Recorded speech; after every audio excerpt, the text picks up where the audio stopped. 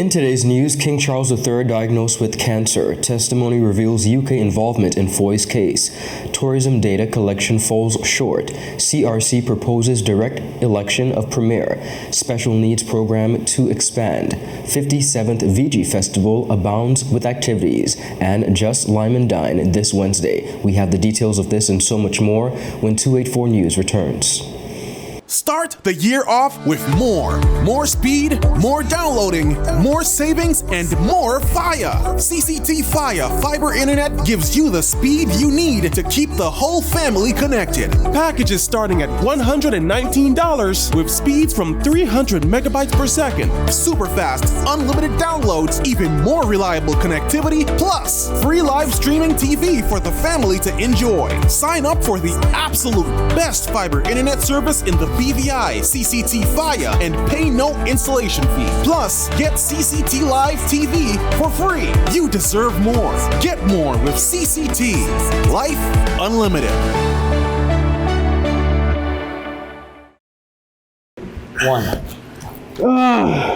Yep, that's me. You're probably wondering how I got here. My name is Kamal Haynes. Most of you know me from 284 News, but now you get to see me in a different light on my very own show called Health is Wealth. We have Joel Turnbull. I don't want you to arch your back when you're pulling down. Milton McLean. First of all, right, your footwork. Steve Augustine. You did a pretty hard workout today, so perhaps... And as you can see, it's actually... Alonzo Boynes. Taekwondo. Adam Murrows. I'll speak as if you're an absolute beginner. I am an absolute beginner. You are an absolute beginner. And Seth Brame. It bites. It will bite. Get your water, get your fruits and veggies, and experience a wealth of knowledge about getting healthy.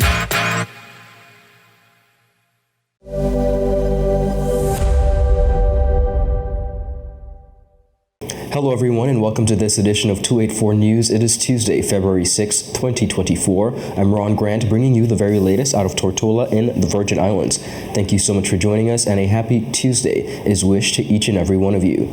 Beginning our newscast on the international scene, King Charles III has been diagnosed with cancer. Buckingham Palace confirmed the news in a statement to the public on Monday, noting that the 75-year-old monarch received the diagnosis after undergoing treatment for a separate medical procedure. They said, and I quote, during the King's recent hospital procedure for Benign prostate enlargement, a separate issue of concern was noted. Subsequent diagnostic tests have been identified and form of cancer has been detected. Charles has since embarked on a schedule of regular treatments, prompting doctors to advise him to temporarily step back from public-facing duties. However, throughout this period of medical care, Buckingham Palace noted that the king would continue to fulfill his state responsibilities and handle official paperwork as usual. Now, the monarch expressed gratitude to his medical team for their prompt intervention made possible due to the earlier hospital procedure. Despite the challenges presented by the cancer diagnosis, Charles remains remarkably positive about his treatment and eagerly anticipates returning to full public duty at earliest opportunity. Charles' decision to share the news with the public is twofold, according to the statement of the royal residence. In addition to choosing transparency over speculation, it is hoped that by going public with the information, the King's diagnosis will assist the public's understanding of all those around the world who are affected by cancer. The trial of former Premier Andrew A. Foy continues, and a recent testimony by a key witness has unveiled the United Kingdom's knowledge of the operation which led to Foy's arrest in April of 2022. According to reports from the ongoing trial, a cross-examination on day 4 of the proceedings revealed that the United Kingdom was aware of the sting operation several months prior to Foy's arrest. Foy's defense attorney Teresa Van Vliet referenced the early stages of the undercover stint operation that led to the prosecution of Foy and his alleged co-conspirators, former BVI Ports Authority Director Ovaline Maynard and her son Kadeem Maynard.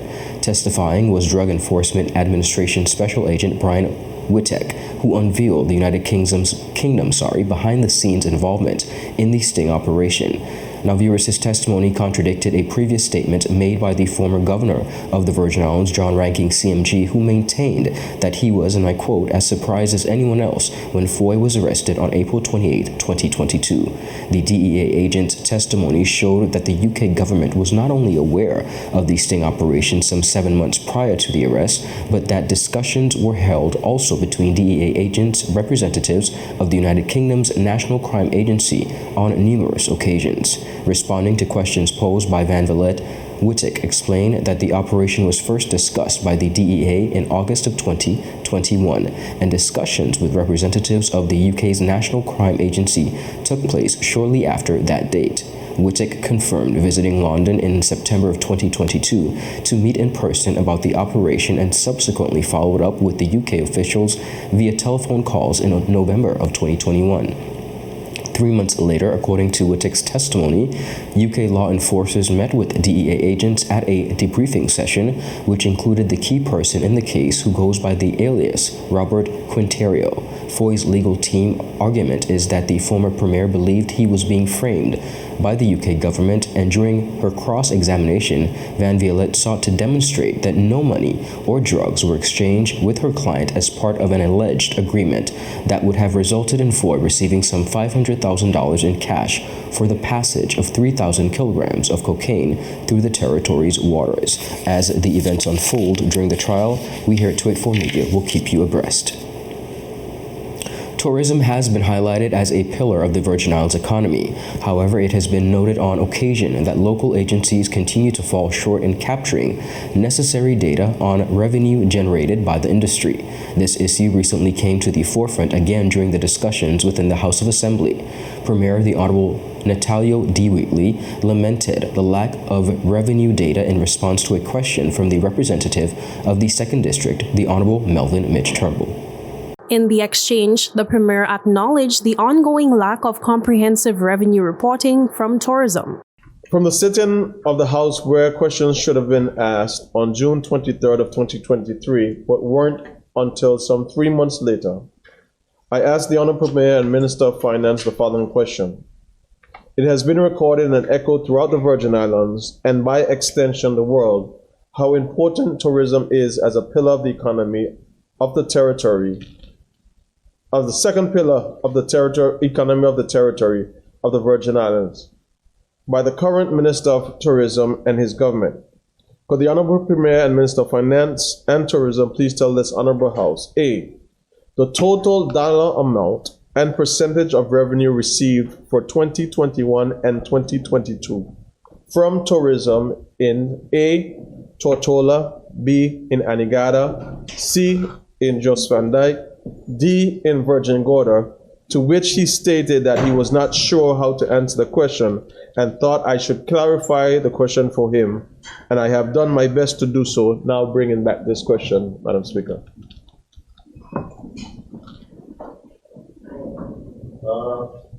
Madam Speaker, I thank the member for the 2nd District for his question. I understand the question, Madam Speaker, but unfortunately, the government does not capture revenue derived from tourism by island, as the member requested, and therefore I'm unable to answer that question, Madam Speaker. His response disappointed Turnbull, who had originally asked the same question 6 months prior. Wheatley stated that he has engaged the Ministry of Finance to begin gathering and compiling the relevant tourism revenue on each island. Let me just say to the member that I do understand the question, and as the member has stated,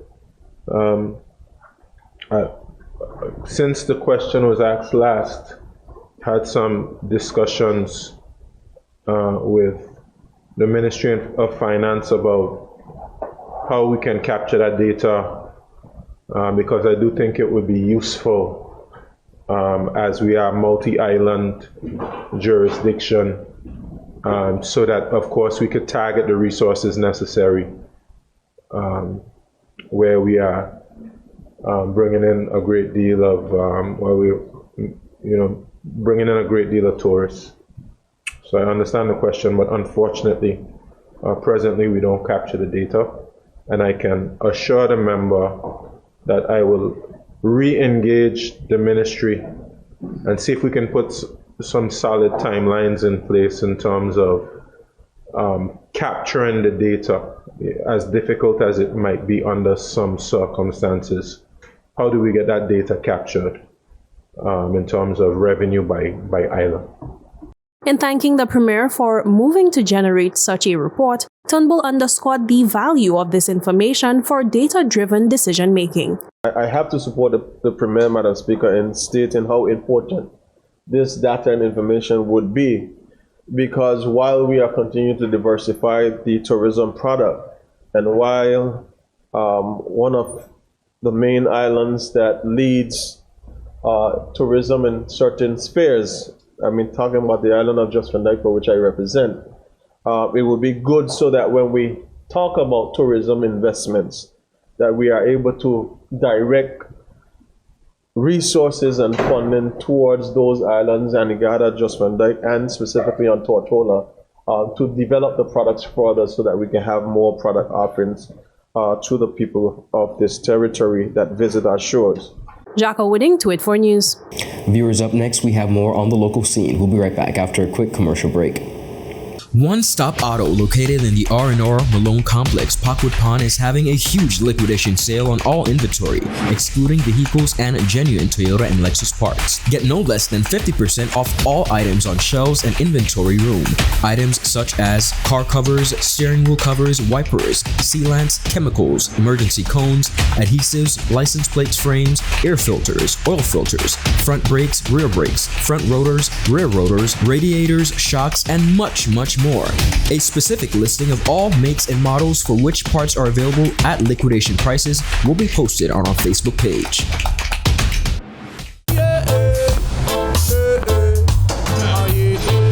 Father Jesus, that line here long like church service.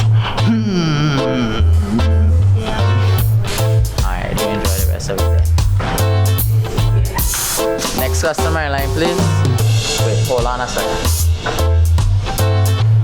Yes, Sonny boy, come, yes. Good morning. Good morning, Sonny boy. Hold on there. You must have cut front of people. It's okay, I'll take care of it. What? No man to take care of me. How may I assist you? Yes. You want top of power? You want top of power? Join the prepaid party with CCT and enjoy more affordable data plans, more top-up promotions, more savings with hero bundles, and more value for your money each and every Tuesday with Top Up Turn Up Tuesday. Visit a CCT store today or anywhere CCT Top Up is sold and top up your phone. 5, 10, 15, 20, 25, 30. You want top of power? Welcome back, viewers, and thank you so much for sticking with us. Continuing on, a major recommendation by the British Virgin Islands Constitutional Review Commission aims to give voters more say in choosing the country's top leader. The CRC proposes reforming the current process where the Premier is appointed from elected members of the House of Assembly after a general election. Instead, they suggest empowering voters to directly elect a Premier candidate on the ballot. Under the proposal, Premier and Deputy Premier positions would be chosen from a pool of at-large candidates on the ballot rather than through a direct separate vote. The candidate receiving the most at-large votes would become Premier. And I quote, the territory should adopt a system of election of the Premier and the Deputy Premier by selecting the holders of these offices from the pool of at-large candidates rather than through a direct election. This would enable the voters to choose their leaders while at the same time keeping the largely parliamentary system of government now in effect.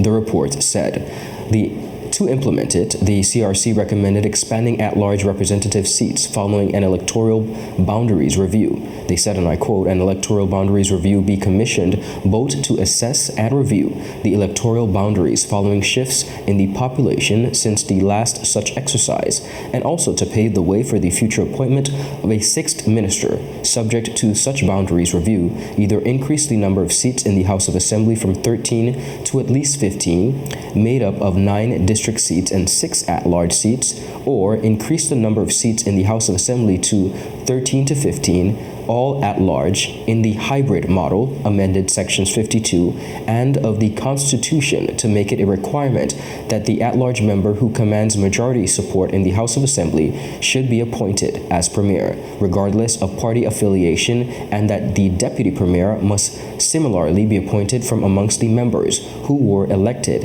at large. For consistency, Section 70 in relation to the Leader of the Opposition may need to be revised accordingly, it said. According to the report, keeping the Premier selection pool limited to at-large members would maintain elements of the parliamentary structure while creating a democratic mandate from voters for the Premier role. In quote, they said, in the hybrid model, a government should, as far as possible, form its cabinet from amongst at-large members, although it is not being advocated that they be a mandatory requirement. In a hybrid model, at-large members should concentrate on national issues and raise such matters for debate in the House of Assembly. Their duties and responsibilities should be set out in legislation or in guidance or in to distinguish them from those representatives who hold district seats. Now, the CRC reviews directly involving voters in Premier selection as a means to strengthen citizenship, participation, and government accountability. However, the report also suggests assessing a full presidential system if this hybrid model falls short. And I quote, with regard to the issues of voting directly for the Premier and Deputy Premier, a review of whether the territory should abandon the parliamentary system and implement a presidential system or a hybrid or semi-presidential system should be undertaken in the first recommendation above proves unsatisfactory. And of course, with regards to the at-large system, the outstanding review of the pilot project should be undertaken if recommended. The Eslin Henry Roche Learning Center apprenticeship program will be expanding to involve more local businesses following the success of the program.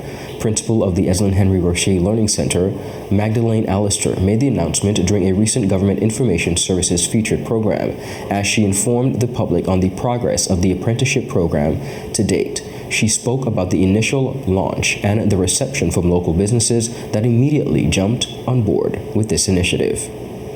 We started the process last school term where myself as the principal and the guidance counselor, Ms. Dawson, we actually took our program one step further. We went out to the business places and we spoke with the managers. And they really appreciated that we were able to come and explain exactly what we're doing, explain to them the students that we are bringing and what the students are bringing to the table. So they really, I think that opened the program even more, that they really wanted to do it. So from last term to now, we liaison with the parents as well. So for now, the students started the program on the 8th. As school opened. So far the program has been going excellent. Excellent to the point that once we couldn't go today, but one student came to me and said, Miss Allister, why didn't I go on my job today? And I had to tell him, remember the situation that we have, you couldn't go, but most definitely you're going to go tomorrow. So his face lit up when I said you're going to go tomorrow. Right Way Food Markets and Delta Petroleum Limited are among the businesses to be involved in the program. To date, Principal Allister put other businesses on notice that officials from the school will be reaching out as soon as possible as part of the plans to expand this initiative. The couple that we have started with were businesses that the students were interested in. So we started with those businesses and we have spoken to other businesses so far. So they're on board. So as soon as the other students get this experience, we're going to carry them to the other employers that are out there waiting, because we want to show them, although you want to do this program, there's so much more that you can venture into. So we do have a couple more businesses on the sideline waiting as well.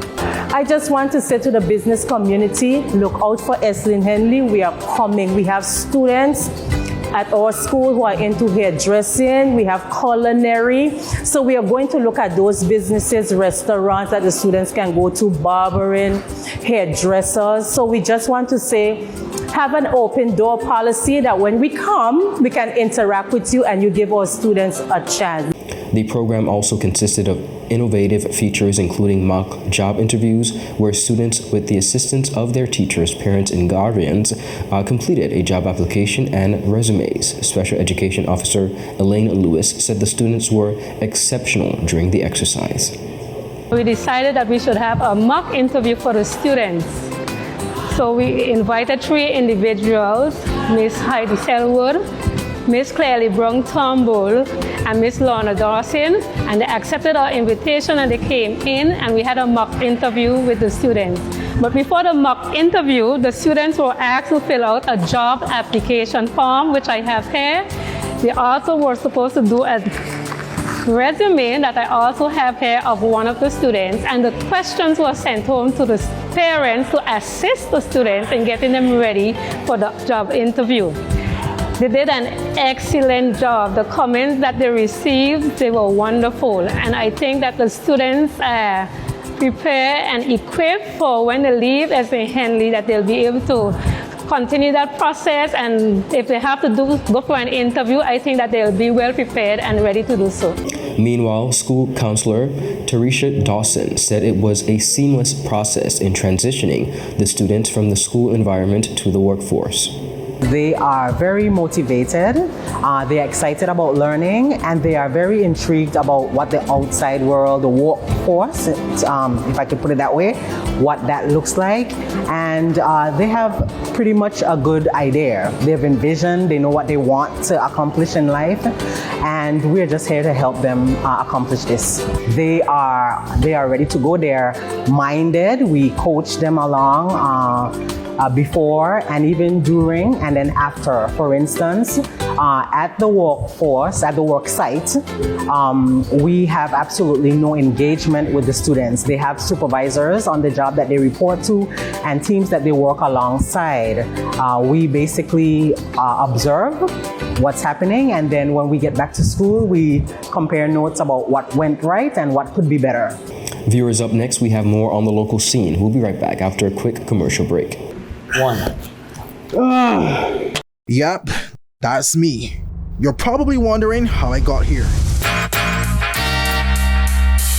My name is Kamal Haynes. Most of you know me from 284 News, but now you get to see me in a different light on my very own show called Health is Wealth. We have Joel Turnbull. I don't want you to arch your back when you're pulling down. Milton McLean. First of all, right, your footwork. Steve Augustine. You did a pretty hard workout today, so perhaps... And as you can see, it's actually... Alonzo Boynes. Taekwondo. Adam Murrows. I'll speak as if you're an absolute beginner. I am an absolute beginner. You are an absolute beginner. And Seth Graham. It bites. It will bite. Get your water, get your fruits and veggies, and experience a wealth of knowledge about getting healthy.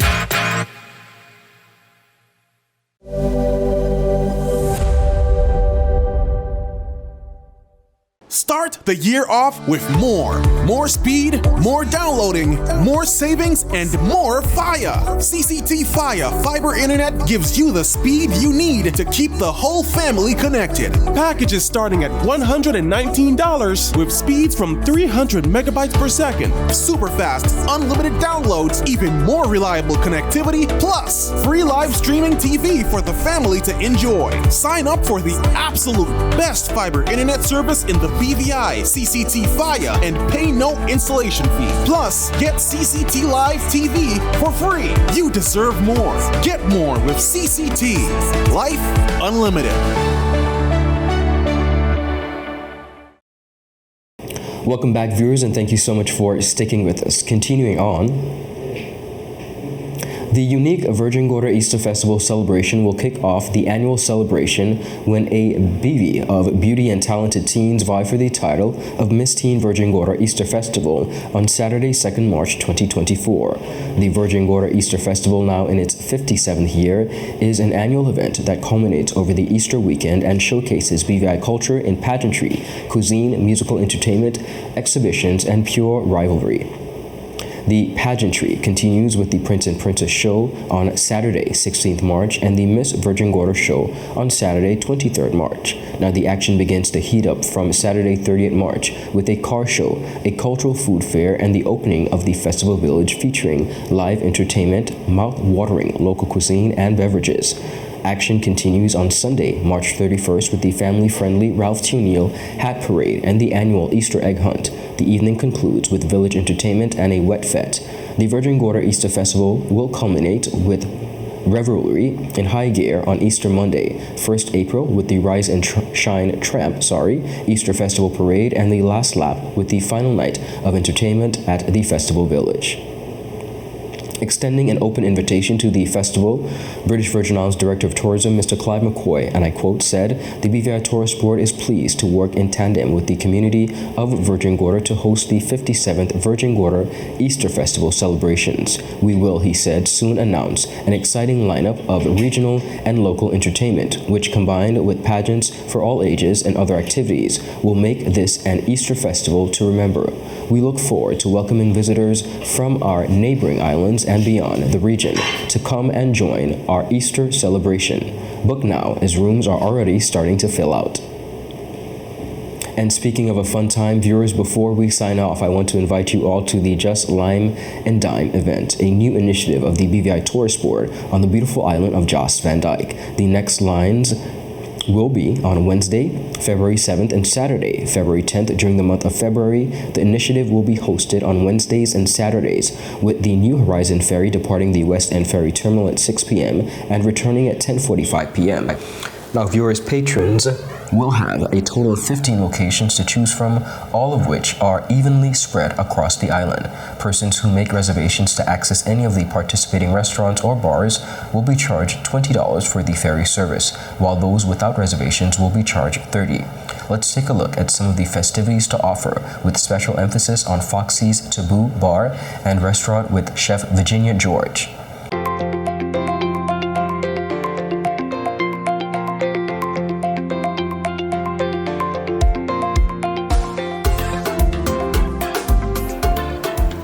I try to appreciate the best way I could do it, that everybody could enjoy it. I start with the rice or the vegetable or the meat too. I think about it before I start it. I think on what I want to prepare that day. Well, I think that when I think about them, I think that I want to do the food in the nice way, best way, tastily, so they could enjoy it and come back again. I'm from Grenada, and my mom had 8 children, but I'm the one before the last one. So we always learn to cook from her. Different things she do, we learn from there. And when I came to the Virgin Islands in 1978, the first thing I went to work at White Bay, but it was not Sagidal at the time. It was different people had owned it, and then just own it, White Bay. After that, I worked there for a while, and then after I got married, and then I was off from work for like 4 years. Then the next place I worked was at Harris's place. And then I like cooking, so I just went into the restaurant part and do cooking all the time. I worked at Foxy's Great Harbor for 27 years. And then in 2015, I came here to Taboo. For more information, interested parties can call 442-1700 or send an email to justlimeanddine@bvitourism.com. Viewers, that is it for today's news roundup. Be sure to follow us for your daily news updates at 284 Media and 284 BVI on Instagram and Twitter. I'm Ron Grant. Do have an enjoyable evening. I'll see you tomorrow. Happy Tuesday. Goodbye.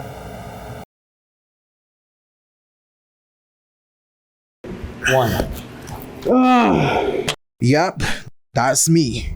You're probably wondering how I got here. My name is Kamal Haynes. Most of you know me from 284 News, but now you get to see me in a different light on my very own show called Health is Wealth. We have Joel Turnbull. I don't want you to arch your back when you're pulling down. Milton McLean. First of all, right, your footwork. Steve Augustine. You did a pretty hard workout today, so perhaps... And as you can see, it's actually... Alonzo Boynes. Taekwondo. Adam Morrows. I'll speak as if you're an absolute beginner. I am an absolute beginner. You are an absolute beginner. And Seth Brame. It bites. It will bite. Get your water, get your fruits and veggies, and experience a wealth of knowledge about getting healthy.